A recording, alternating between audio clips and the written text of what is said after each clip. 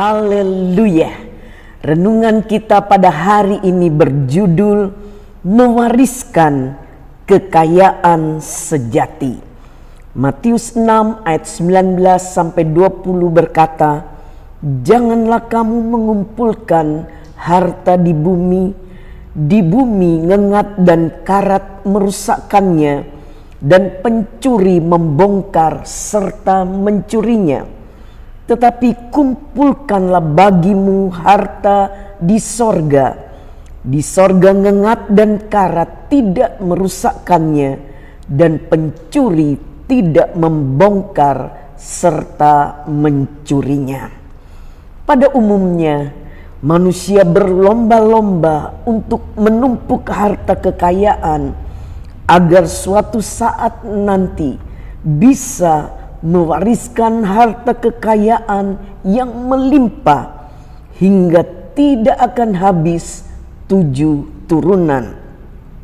Tetapi setelah kita mengenal kebenaran firman Tuhan, maka kita mengerti bahwa harta kekayaan hanyalah sesuatu yang sementara sifatnya.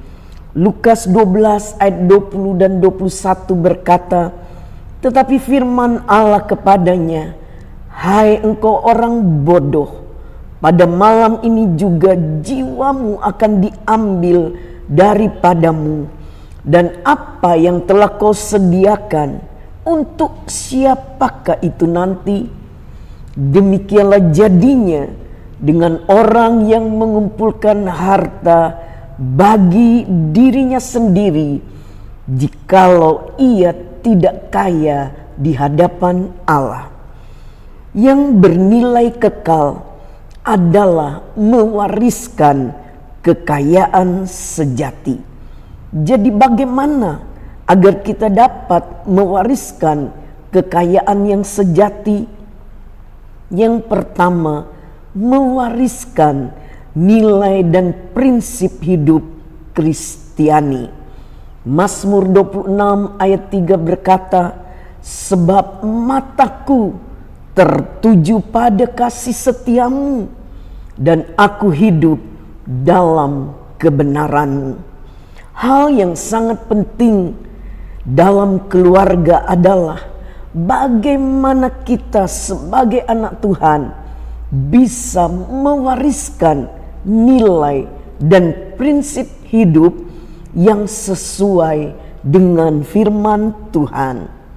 Nilai-nilai dan prinsip hidup yang sesuai firman Tuhan harus terus-menerus kita sampaikan dan ajarkan, terutama kepada anggota keluarga di rumah, baik kepada anak, adik, kakak, pasangan maupun orang tua kita.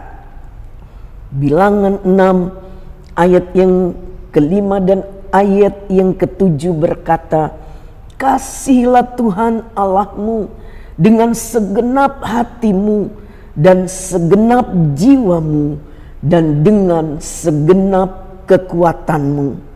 Haruslah engkau mengajarkannya berulang-ulang kepada anak-anakmu dan membicarakannya apabila engkau duduk di rumahmu, apabila engkau sedang dalam perjalanan, apabila engkau berbaring, dan apabila engkau bangun. Ulangan 6 ayat yang ke-13, "Engkau harus takut akan Tuhan Allahmu, kepada Dia haruslah engkau beribadah, dan demi namanya haruslah engkau bersumpah." Yang kedua, mewariskan teladan Kristiani. 1 Timotius 4 ayat 12b dan 13a berkata, "Jadilah teladan bagi orang percaya dalam perkataanmu, dalam tingkah lakumu, dalam kasihmu, dalam kesetiaanmu, dan dalam kesucianmu. Sementara itu, sampai aku datang, bertekunlah dalam membaca kitab-kitab suci. Bukan hanya sekedar mengajarkan nilai dan prinsip hidup Kristiani, tetapi kita juga harus menjadi teladan hidup bagi mereka. 2 Timotius 1 ayat yang kelima berkata, sebab aku teringat akan imanmu yang tulus ikhlas, yaitu iman yang pertama-tama hidup di dalam nenekmu Lois dan di dalam ibumu Eunike, dan yang aku yakin hidup juga di dalam dirimu. Teladan hidup yang kita contohkan akan terlihat nyata dalam hal ketika kita merespon suatu masalah yang terjadi. Apakah respon kita ini sesuai dengan firman Tuhan atau tidak? Perbuatan berbicara lebih lantang daripada perkataan. Yang ketiga, mewariskan iman Kristiani. Ibrani 11 ayat 1 dan ayat yang ke-6 berkata, iman adalah dasar dari segala sesuatu yang kita harapkan dan bukti dari segala sesuatu yang tidak kita lihat. Tetapi tanpa iman tidak mungkin orang berkenan kepada Allah. Sebab barang siapa berpaling kepada Allah, ia harus percaya bahwa Allah ada dan bahwa Allah memberi upah kepada orang yang sungguh-sungguh mencari Dia. Mazmur 112 ayat yang pertama dan ayat yang kedua. Haleluya! Berbahagialah orang yang takut akan Tuhan, yang sangat suka kepada segala perintahnya.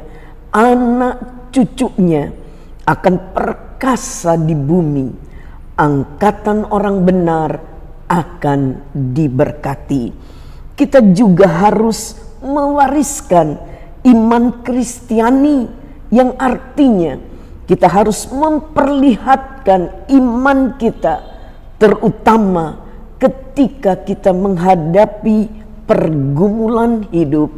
Seperti Mazmur 18 ayat yang ke-6. Ketika aku dalam kesesakan, aku berseru kepada Tuhan, kepada Allahku aku berteriak minta tolong. Ia mendengar suaraku dari baitnya, teriakku minta tolong kepadanya sampai ke telinganya. Apakah kita mudah putus asa dan menyerah, atau kita justru kuat karena yakin terhadap janji-janji Tuhan kepada kita, seperti para pahlawan iman yang menjadi sumber inspirasi bagi banyak orang? Demikianlah seharusnya juga kita hidup sebagai anak-anak Tuhan. Ibrani 11 ayat yang ke-8. Karena iman Abraham taat ketika ia dipanggil untuk berangkat ke negeri yang akan diterimanya menjadi milik pusakanya. Lalu ia berangkat dengan tidak mengetahui tempat yang ia tuju. Amin. Tuhan Yesus memberkati.